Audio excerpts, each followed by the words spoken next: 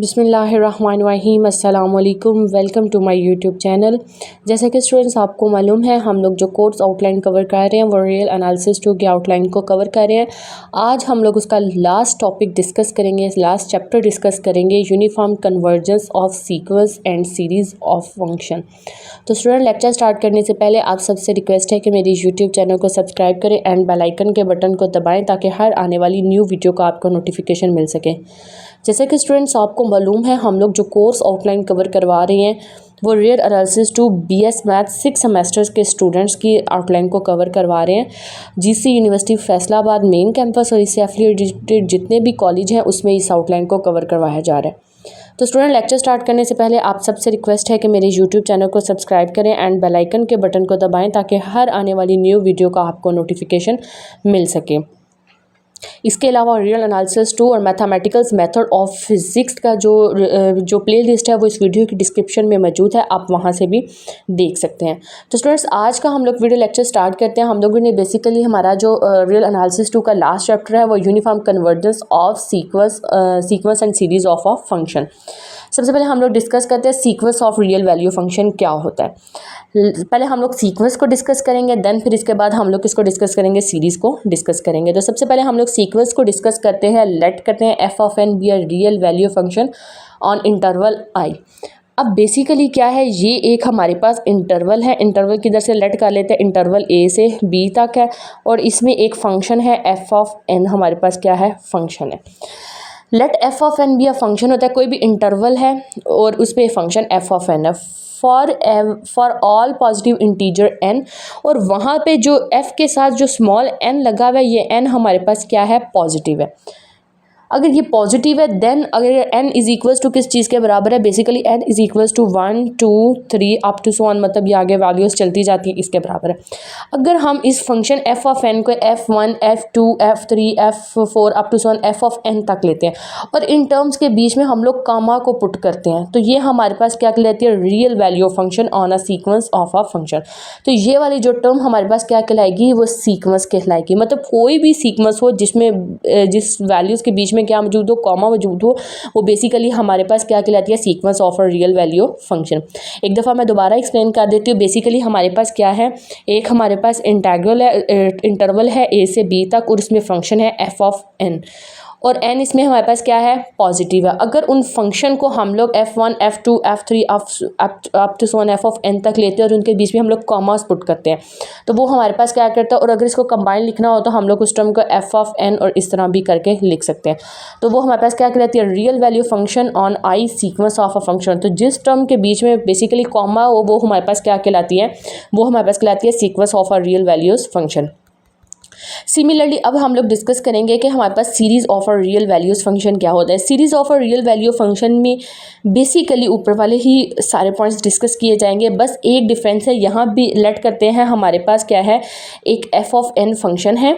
एक मिनट, अगर हम लोग ये देखें, अगर हमारे पास क्या कहते हैं, f ऑफ n भी है sequence of a real value function और इंटरवल कोई भी इंटरवल i है उसमें f ऑफ n कोई भी फंक्शन है। अगर उन फंक्शंस के दरमियान में हम लोग प्लस का साइन पुट कर देते हैं तो वो हमारे पास क्या कहलाती है, सीरीज़ कहलाती है। इंटरवल, इस इंटरवल की क्या कहलाएगी, सीरीज़ कहलाएगी। क्या, अगर हमारे पास फंक्शन f ऑफ n है, वो डिफाइन किया, कोई भी इंटरवल है a से b तक हमारे पास क्या है, कोई भी इंटरवल है। जब वो हमारे पास a से b तक कोई भी हमारे पास इंटरवल है, अगर हम लोग उस इंटरवल के दरमियान में ये देखें, अगर हमारे पास ये है इंटरवल a से b तक और इसमें फंक्शन क्या है, f ऑफ n फंक्शन है। अगर इस n is equals to 1 2 3 up to so on terms है, अगर हम लोग इन टर्म्स के बीच में किसका साइन पुट कर देते हैं, प्लस का साइन, फंक्शंस के बीच में प्लस का साइन पुट कर देते हैं तो वो हमारे पास क्या कहलाती है, series of a real values functions की क्या कहलाती है, सीरीज़ कहलाती है। तो ये हमारे पास क्या बन गया, series of a real value function.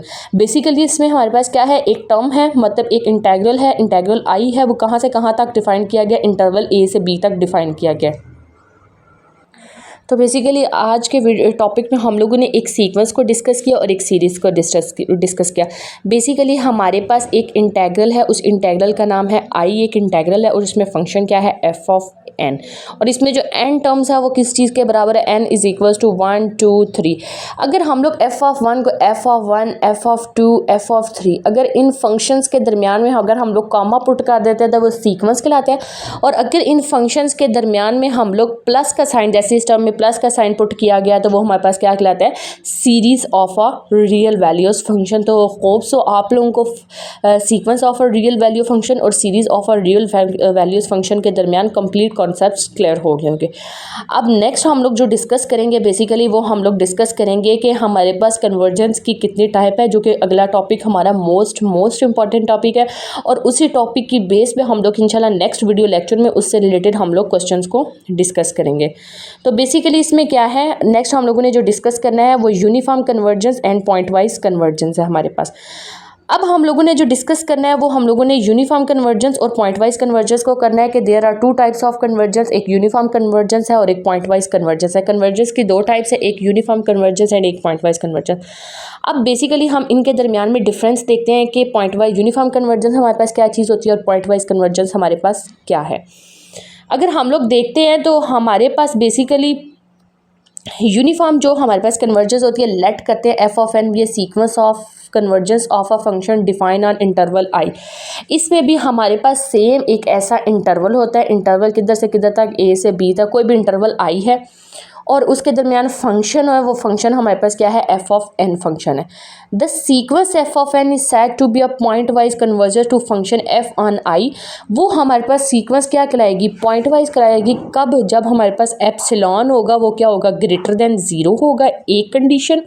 और दूसरी कंडीशन हमारे पास एक पॉजिटिव इंटीजर m होगा। और आपने याद रखना है जब भी हम लोग पॉइंट वाइज कन्वर्जेंस को डिस्कस कर रहे हो या यूनिफॉर्म कन्वर्जेंस को डिस्कस कर लेंगे, वो always discuss about only a sequence, यानी हम लोग सीक्वेंस को लेके इस टॉपिक को हम लोग क्या करेंगे, डिस्कस करेंगे, ना कि हम लोग सीरीज़ को लेके। यानी हम लोग जब टाइप्स ऑफ कन्वर्जेंस को डिस्कस कर रहे होंगे तो हम लोगों ने किसको लेके डिस्कस करना है, सीक्वेंस को लेके करना है। ये भी सिमिलरली वही है कि हमारे पास एक इंटरवल है, वो इंटरवल ए से बी तक है और इंटरवल की भी आई पे डिफाइन किया है कि जो हमारे पास एफ ऑफ एन हो गया वो हमारे पास क्या कहलाता है, वो कहता है पॉइंट वाइज कन्वर्जेंस होती है। कब, जब एप्सिलॉन ग्रेटर देन ज़ीरो है, यानी एप्सिलॉन पॉजिटिव है और वहाँ पे कोई पॉजिटिव नंबर m है।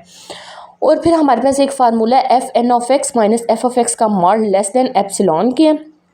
और इसमें जो हमारे पास ये वाली जो n है वो greater than equals to m है। और जो ये हमारे पास x है फंक्शन के साथ, ये x किससे बिलोंग कर रहा है, इंटरवल i से बिलोंग कर रहा है। जो हम लोग इंटरवल ले नहीं रहे a से b तक, उससे हम लोग बिलोंग कर रहे हैं। हेयर जो पॉजिटिव इंटीजर हम लोगों ने बेसिकली यहाँ पे हम लोगों ने लिया पॉजिटिव इंटीजर m। ये m किस पे डिपेंड करेगा, एक डिपेंड एप्सिलॉन पे करेगा और दूसरा x पे डिपेंड करेगा।